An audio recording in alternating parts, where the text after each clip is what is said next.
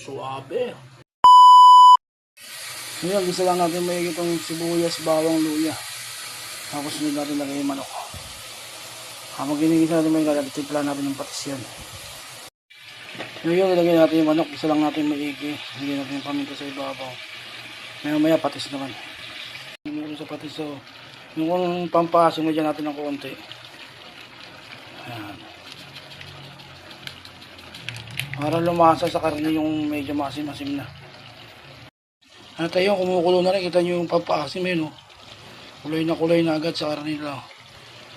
Palalagyan natin sa sabaw. Ang una natin lalagay sa sabaw dyan, yung pangalawang hugas bigas. Yan. Oh. Pangalawang hugas bigas yan. At ayun na mga talbog. Kita nyo yung sinampalukan natin. Napakaganda na yung tsura. Oh. Lagyan na natin mga gulay dyan. Maya titikman natin. Tikman natin. Suabe.